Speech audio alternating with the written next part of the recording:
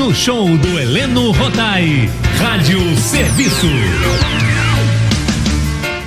Tá na hora de conversar mais uma vez com o grande médico endocrinologista, chefe do serviço de clínica médica do Hospital Federal dos Servidores do Estado, meu amigo e grande tricolor, Dr. Silvio Provenzano, CRM 5237-4900, que vai atender o pedido da Terezinha Sodré, que pediu informações sobre doenças no pâncreas. Ele está aqui prontinho para ajudar a família Tupi. Bom dia, bom domingo, amigão.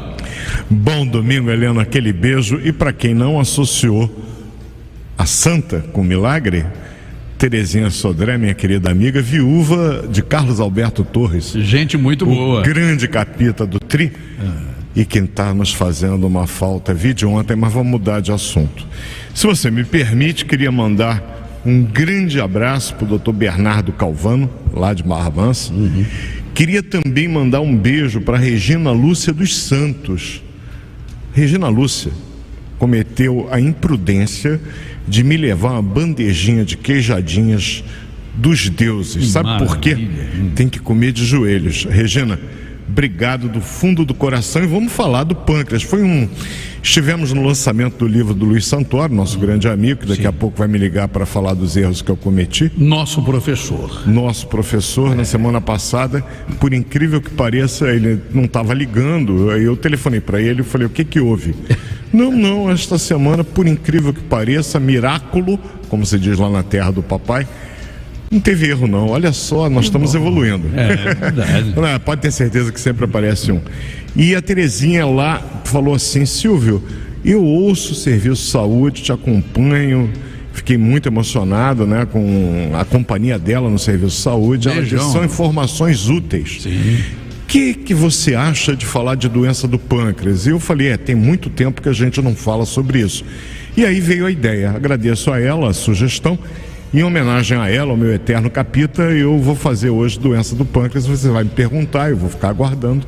Antes, deixa eu mandar um alô aqui também para o João Curvelo. Ele é diretor do CEOP, né? Curso Pré-Militar. Nascido lá em São João do Paraíso, no Noroeste Fluminense. Ele é educador há 40 anos e prepara os alunos para serem sargentos da Aeronáutica, Exército e Marinha. E é super fã da Tupi, estava aqui agora há pouco visitando a gente. João Curvelo, um abraço para você. Obrigado pela companhia, pela audiência. Então, começo perguntando o que é pâncreas e qual a função dele no nosso organismo. Veja bem, o pâncreas é um órgão que fica no abdômen, na barriga, mas é uma glândula, né? A glândula é todo órgão que tem a capacidade, a função de produzir substâncias. Quando essas substâncias atuam ali naquele local, a gente diz que a glândula é exócrina, como por exemplo a glândula lacrimal, a glândula salivar, que produz a saliva, que tem a ptialina, que participa da digestão, principalmente do carboidrato, já na boca.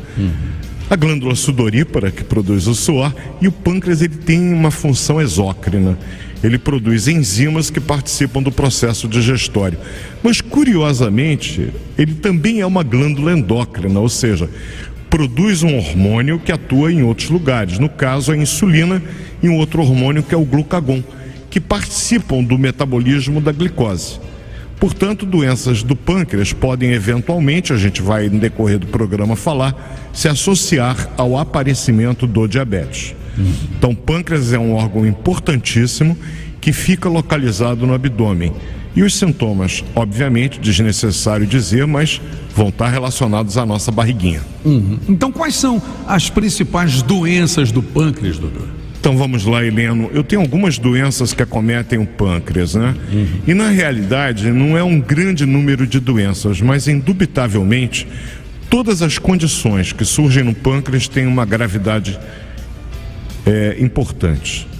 Exemplo, inflamação. A inflamação, eu já falei para a família Tupi, nós afixamos o sufixo ite, né? Uma inflamação na garganta, a amigdalite. Se eu tenho uma inflamação no pâncreas, eu tenho uma pancreatite. E eu posso ter dois tipos de pancreatite, aguda e crônica. Eu vou aguardar e vou falar de cada uma rapidamente. Mas eu posso ter também tumores que aparecem no pâncreas. O carcinoma do pâncreas, que pela sua própria natureza é um dos tumores mais agressivos e mais graves que o ser humano pode contrair. Saudades do Ézio, Super Ézio, ele teve um câncer de pâncreas e jovem ainda nos deixou. É uma doença grave, sempre muito grave. Eu tenho a fibrose cística ou mucoviscidose, que é uma doença que a gente faz o diagnóstico pelo teste do pezinho. Tem 70 mil casos no mundo inteiro, você vê que não é uma doença muito frequente, mas vai tornar todo o nosso muco, principalmente das vias respiratórias, mas também das secreções pancreáticas, como eu disse há pouco, o pâncreas produz substâncias que têm que ser eliminadas, esse muco ele é 60 vezes mais espesso, então ele tem dificuldade de sair, levando a obstrução, o que pode causar pancreatite e eventualmente até o próprio câncer do pâncreas. Então essas doenças, rapidamente, eu tenho pseudocisto, mas enfim, são doenças pouco comuns, porém, na sua grande maioria surgindo, a gente tem que ter todo cuidado, porque elas podem ter uma gravidade muito grande, podendo inclusive causar o óbito do indivíduo. Doença pode ser crônica ou aguda? Na pancreatite, sim.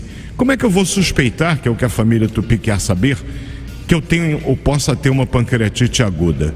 Eu vou ter uma dor abdominal. Essa dor abdominal, ela fica localizada acima do umbigo. É uma dor muito intensa, o indivíduo se contorce, inclusive. Você sabe que quando eu chegava na enfermaria, quantas e quantas vezes na emergência, e eu vi um paciente sentado na cama, dobrado sobre si mesmo, com as mãos cruzadas no abdômen, olha, de cara eu diz assim, essa posição da dor em barra, da pancreatite aguda, deve ser uma pancreatite aguda. Aí era procurar conversar com o sujeito, quando a dor permitia, porque a dor às vezes é tão intensa que a pessoa não consegue nem falar. Entendi. Então uma dor que começa na região, em cima do umbigo e vai para as costas, como se fosse uma barra, torturando aquela pessoa, que se acompanha de enjoo e vômitos. Esse é o quadro da pancreatite aguda. Eventualmente febre, mas não é comum. É verdade que a pessoa pode ficar amarelada com icterícia?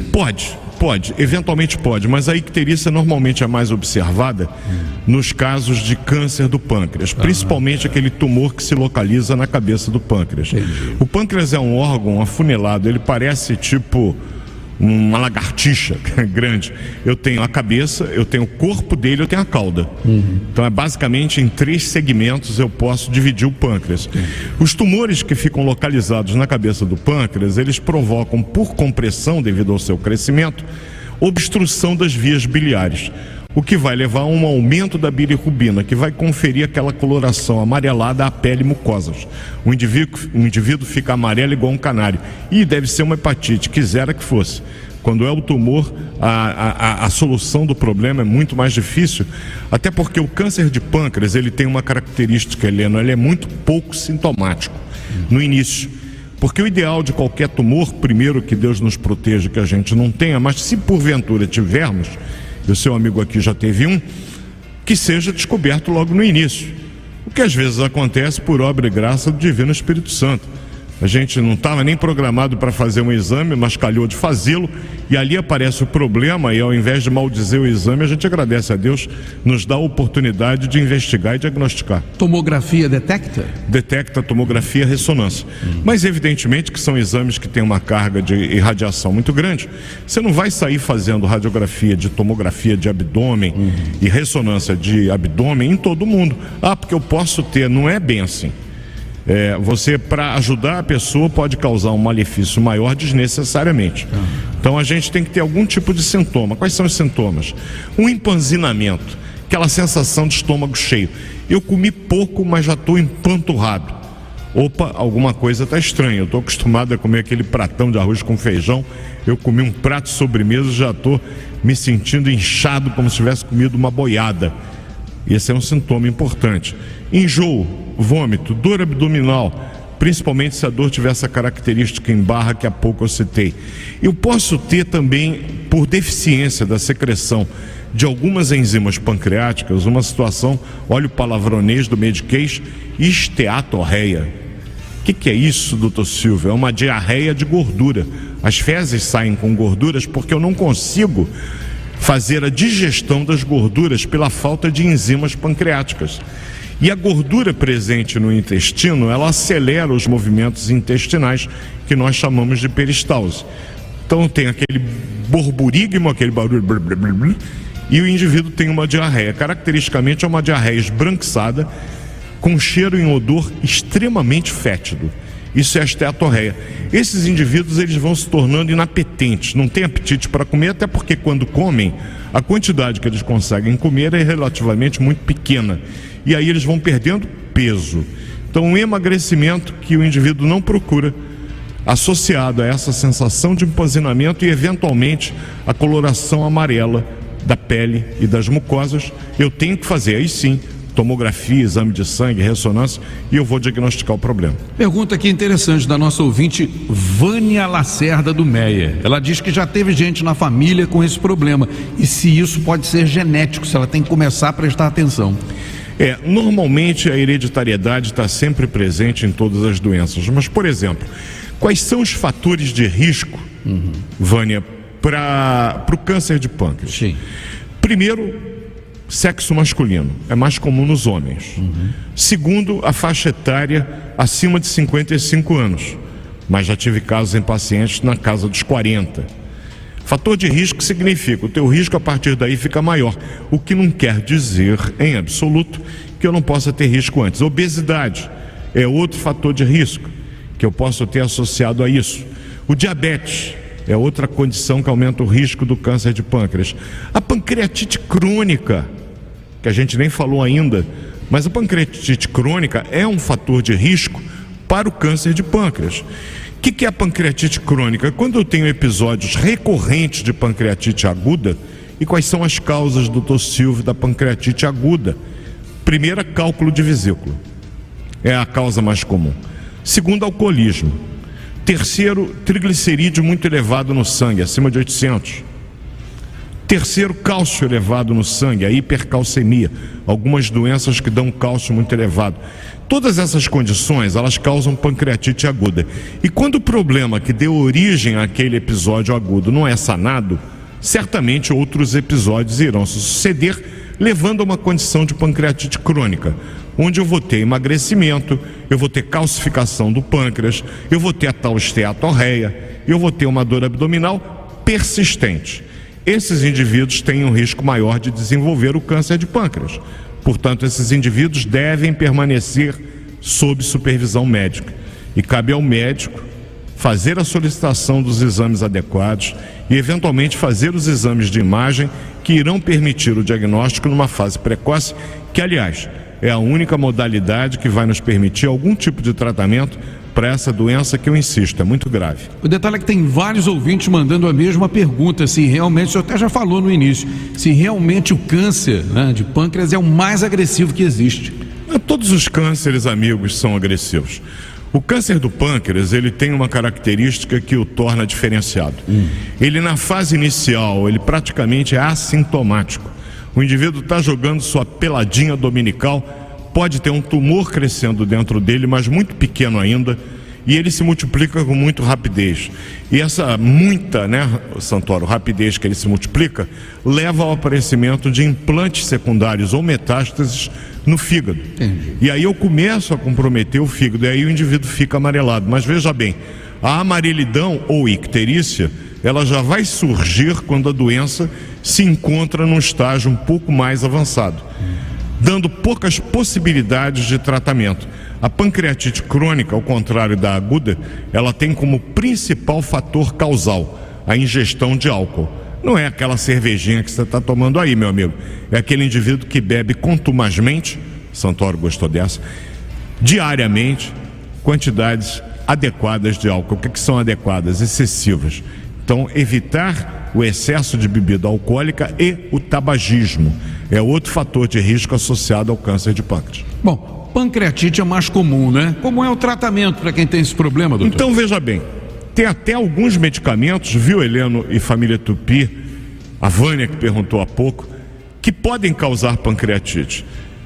Inclusive remédios que a gente até usa para emagrecer, tanto que o médico, na hora de prescrevê-los, ele sempre deve orientar, amigo ou amiga, se você tiver uma dor abdominal acima do umbigo que irradia para as costas, que vem acompanhada de sensação de náuseas e vômitos, procure a emergência. Não dá para tratar em casa. Porque a primeira medida é pare de se alimentar. Coloque o teu tubo digestivo em repouso. Não bebe nada. Chega na emergência e diga, doutor, estou tomando tal remédio, normalmente faço uso de bebida alcoólica, ontem eu exagerei, um médico me diagnosticou com pedra na vesícula, mas eu não operei, e eu fui alertada, que se eu tivesse dor em cima do umbigo para as costas e vomitasse, eu devia vir aqui. É isso que está acontecendo. Imediatamente o médico vai pedir exame de imagem, pode pedir uma ultrassonografia, mas como o pâncreas é um órgão posterior, o que inclusive cria para nós médicos uma dificuldade muito grande, porque na hora de apalpar o abdômen a gente raramente consegue perceber o pâncreas. Ele é muito posterior, não é um órgão que a gente apalpe com facilidade. Ele vai pedir exames de imagem, tomografia, que normalmente hoje em dia, felizmente, a gente tem na maioria até das UPAs, e vai pedir um exame de sangue, onde além do hemograma ele vai pedir 2 enzimas do pâncreas, amilase e lipase, que virão aumentadas. Diante disso, o que o médico fará? Hidratar aquela pessoa adequadamente, de acordo com o exame de sangue, verificar se há ou não indicação de antibiótico e manter esse paciente internado, porque eventualmente eu posso ter uma forma de pancreatite aguda chamada necrohemorrágica, é a mais grave, e eventualmente até a intervenção do cirurgião. Meu grande abraço para o Flávio Sá Ribeiro, que já operou várias. Ele pode ser necessário abrir a barriga desse indivíduo para fazer uma limpeza daquilo e tirar aqueles fragmentos do pâncreas que eventualmente necrosaram, porque isso pode, se não for tratado cirurgicamente, evoluir para um quadro de infecção generalizada ou septicemia. E aí, evidentemente, que o risco de morte é muito grande. Então, não existe um tratamento de receita de bolo que eu ensine aos meus residentes: olha, pancreatite aguda, você pede o exame e bota no soro, perfeito. Dá analgésico para tirar a dor, claro. Dá antiemético para parar com os vômitos, perfeito. Mas tem que observar, eu não diria nem que é dia após dia. É na parte da manhã, na parte da tarde e na parte da noite. Porque os sinais de agravamento do quadro, eles podem surgir de uma hora para outra, e o que seria, a princípio, um tratamento eminentemente clínico, ele pode se transformar num tratamento de emergência na cirurgia. Então, é uma doença que requer toda atenção e experiência por parte do médico. Dúvida do nosso ouvinte Sérgio Macedo de Olaria: existe transplante de pâncreas? Sérgio, existe até para o tratamento do diabetes. Existem estudos mostrando que o transplante das chamadas ilhotas, que são células que são localizadas no pâncreas e que têm a função de produzir insulina para o tratamento do diabetes tipo 1. Não é um transplante que se realize com muita frequência. A nossa expertise com relação à realização desse tipo de transplante é limitada. Os lugares onde ele pode ser feito também são limitados, mas existe sim. Algum detalhe a acrescentar? É um assunto inesgotável, como praticamente, imagine para um garoto que com 2 anos queria ser médico, a medicina é uma paixão eterna. Então tem muita coisa para falar. Evidentemente, quando eu chego lá embaixo, eu começo a me lembrar das coisas que eu devia falar, mas eu sempre trago em alguma oportunidade, esperando que essas mensagens e essas informações, já que essa é a principal proposta do Serviço de Saúde há anos, tenham contribuído para ajudar as pessoas. Se você tem cálculo de vesícula, amigo ou amiga, converse com o médico. A indicação de uma cirurgia chamada colicistectomia para retirar a vesícula evita de você ter uma pancreatite aguda que, como vimos, pode ter grandes complicações. Se você tem triglicerídeos elevados no sangue, procure médico, orientação dietética com a nutricionista de preferência e medicamentos que controlem isso.